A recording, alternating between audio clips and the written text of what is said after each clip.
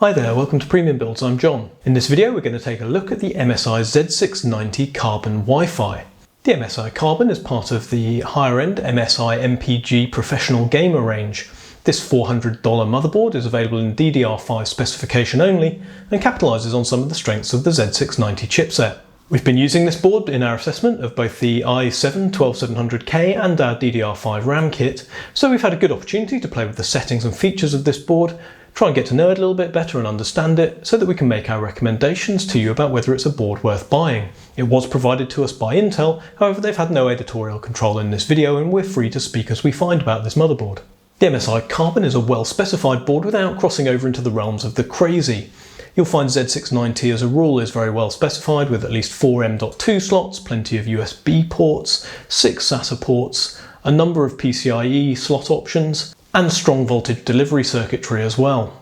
It's worth noting that the MSI Force is very similar in specification to this board, apart from it has a white aesthetic. Therefore all our commentary on this board is really applicable to the Force as well, so you can treat this as a review of both boards. The MSI Carbon does make the most of the possible features, so let's take a look around the board.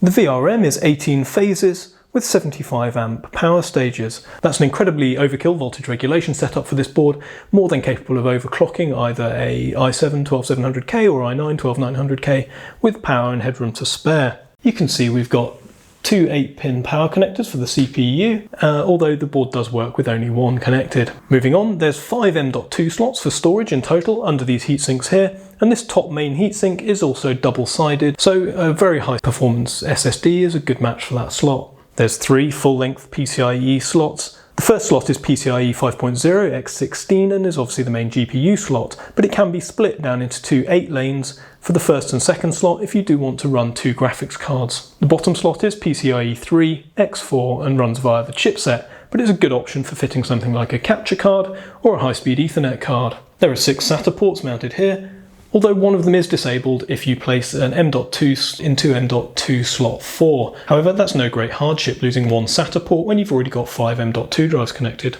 Here we can see that there's a BIOS boot code display, but it does actually double up as a CPU temperature display once the board is booted and the PC is running. Along the side you can see there's a USB 3.2 Gen 2 header in order to connect the USB-C on the front panel of your case. There's a good range of fan headers. You've got a CPU fan header, a pump fan header as well, which can run an AIO pump or a dedicated water cooling loop pump, and then another 6 fan headers as well located along the bottom edge and this side of the board here. So that provides you with a good range of options for setting up any kind of cooling system that you like. Audio is handled by the ALC4080 audio codec. Looking at the rear panel, you can see that you've got 4 standard USB 2.0 ports. 5 of them are high-speed 10 gigabit per second, USB 3.2 Gen 2. There's a USB Type-C at 20 gigabits per second. You've got display out in HDMI and DisplayPort, Wi-Fi 6E antenna connectors, which also includes Bluetooth 5.2, and then your standard audio output board, including optical audio out. For RAM, this board is available only in DDR5 and there are 4 RAM slots. It claims up to 6666 MHz compatibility with 128 GB maximum capacity. However, DDR5 compatibility and speeds are still somewhat uncharted territory, therefore we wouldn't place any firm guarantees on that and you should check the QVL, the qualified vendor list for RAM, before you purchase if you want to be guaranteed of attaining those high speeds. There is only one obvious conflict. Losing one of 6 SATA ports when you've got 5 M.2 drives installed really isn't a major concern. The primary PCIe slot is fast and can be bifurcated into the 2 main slots if you do wish to run a dual GPU configuration, both of them running at X8. And that last PCIe slot is only X4 at PCIe 3, but that's plenty for a high-rate capture card or a sound card or Ethernet card, something of that nature, so there's plenty of options there as well. The rear USB is comprehensive and consists of a good number of faster ports. The comparatively slow Ethernet and lack of Thunderbolt is a little bit of a disappointment at the price, but won't be any issue for most users, and it is really a very premium feature to get 10 gig Ethernet or Thunderbolt ports on the rear of a motherboard. There's something you really do need to spend a little bit more to get this generation. The addition of the segmented boot diagnostic display is a nice touch, and it swaps over to be a CPU thermometer showing you CPU temperatures once the boot process is complete. However, it does lack any other kind of overclocking features. There's no clear CMOS button, incremental buttons or power and reset buttons on the board. It really does take an overclocking specific board like the Meg Ace or Unify X in order to get those kind of features. So this isn't really a board aimed at overclockers, it's more of a high-end general use board. Taking a look at the BIOS, MSI use Click BIOS 5, which is a relatively intuitive segmented BIOS with both easy and advanced modes. The BIOS is functional, practical, and depending on your affinity and familiarity, you'll be able to do what needs to be done here without too much searching around. That said, the Alder Lake CPU is complex and there's loads of options listed out and not all of them are intuitively titled. MSI claim a useful legacy gaming mode which allows disabling of E-cores using scroll lock. Fan control is well laid out and easy to tweak. Memory overclocking is slightly more complex with DDR5 than you might be used to if you've delved into DDR4 overclocking. The Carbon has a huge range of both CPU and RAM specific overclock and tuning settings to dig into, but if you're not into that, we've found initial setup and optimization a breeze on this board. XMP applied with one click at 6000 MHz CL36 and passed intensive memory testing without issue. No BIOS update or tweaking of TPMs, boot modes, or anything else was required to build this PC and install and boot onto Windows 11. BIOS updates are bringing with them increased stability for memory overclock settings and some other additional features, so it's worth checking out what a BIOS update might do. It's once you're digging into really advanced settings that the MSI BIOS layout does show its weaknesses. There's an awful lot of information crammed into a small panel and it's often not easy to see exactly what's going on or where options are grouped together in order to quickly apply settings that you want to adjust. That said, it's a minor complaint and there is all the settings you could possibly want available for you to adjust and tweak if you do want to get right into the nitty-gritty of optimizing your CPU or RAM. MSI's BIOS is still one of the ones we get on best with, but we acknowledge that that is somewhat down to our familiarity with it. We tested performance on this board with a range of settings just to see what kind of latitude it gave you, and whether the predefined game boost setting was worth applying in this instance.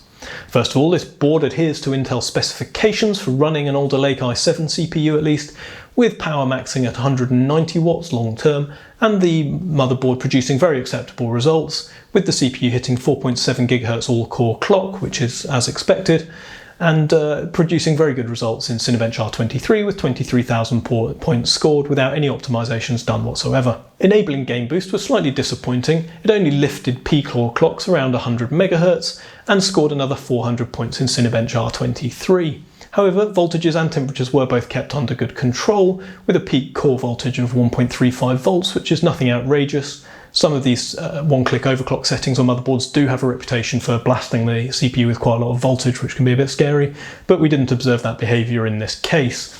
However, Game Boost itself was kind of lacklustre. It didn't get us a great deal of performance, and would certainly leave that setting alone. To investigate overclocking, we had a brief dig into it. We were able to set 4.9 GHz all cores, with the two best cores at a 5.2 GHz target. The E-cores were set to 4 GHz. We undervolted 60 mV to keep power in check, and it didn't exceed 230 watts. This yielded a 23,900 point score in Cinebench whilst keeping temperatures in check on a 240mm AIO cooler. With more time and testing, this could no doubt be refined. It's not an optimal overclock, but the MSI Carbon made it easy to explore overclocking and remained stable throughout. As for RAM overclocking, our experience has been limited somewhat by the fact we've only got one kit of DDR5 available, and we found it quite recalcitrant in terms of lifting speeds or reducing timings. It runs absolutely perfectly at XMP, which is 6000 MHz CL36. I'm not blaming the motherboard for that, it's just due to the early nature of DDR5 and our inexperience in tuning it. All the fundamentals are there to allow you to tweak and tune your RAM to whatever settings you want, but we would advise if you do want faster DDR5 RAM that you pay close attention to QVL lists and read around to find out what other people have got running on this board and what settings may be stable. That will give you a big head start in achieving good RAM speeds on this motherboard or another one like it.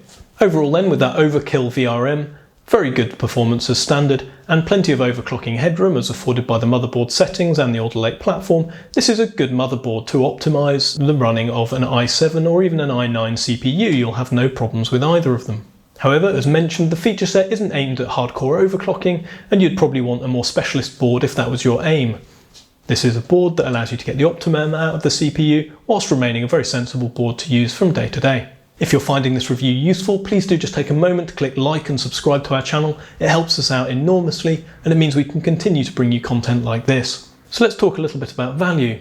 This motherboard retails at $400 in the US, £400 in the UK and around €450 in Europe at the moment. It is available only in DDR5 format, and given that the additional cost is a minimum of $300 and probably more for faster RAM to pair with this motherboard, you have to take that into account when considering its value. Unfortunately, this means that it's an expensive way to get onto the Alder Lake platform versus, for example, a $300 motherboard with $100 or $120 worth of really strong DDR4 RAM. You're looking at nearly double the cost for ultimately no more performance. DDR5 on this board is about equal with a good optimised kit of DDR4 RAM on another motherboard. Overall, the MSI Carbon is left in a bit of a no man's land. It's not a truly high-end board that you'd be pairing with an i9-12900K, where cost isn't an issue and you just want the best of the best.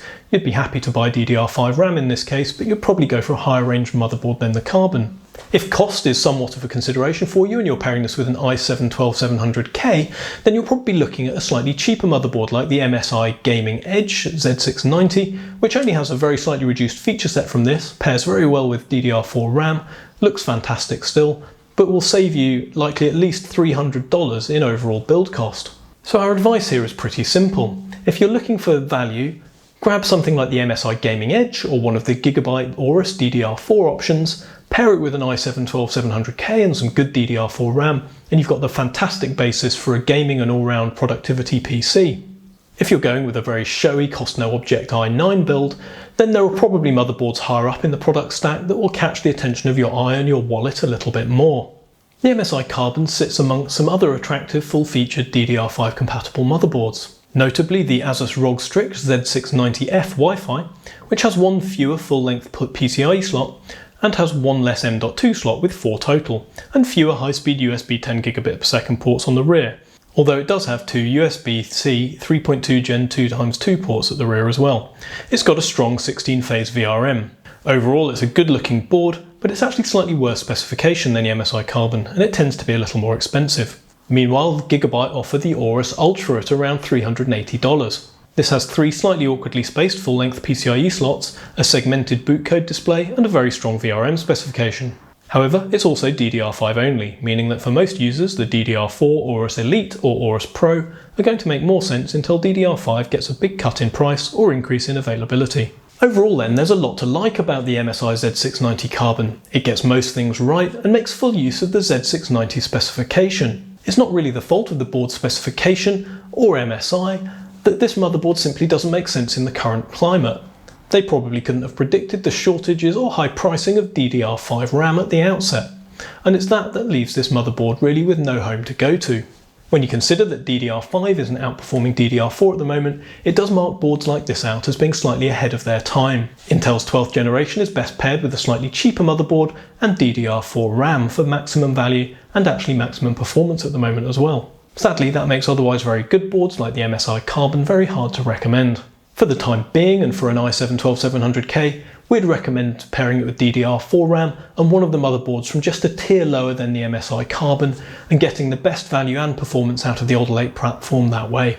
It is a real shame because in isolation there's an awful lot to like about the MSI Carbon. It's got very strong VRMs, loads of M.2 support, great USB connectivity at the rear, and a versatile specification that let you build a lot of really strong PCs with it. This is a discreet, powerful and attractive motherboard, sadly without much of a market segment to aim for. I really hope you found this review useful. If you have, please click like and subscribe to our channel. We've got loads more content coming up, also around Alder Lake, and it really does help us out when we get those clicks and likes. If you'd like to see anything particularly addressed, leave a comment down below and we'll see if we can work it into our upcoming schedule.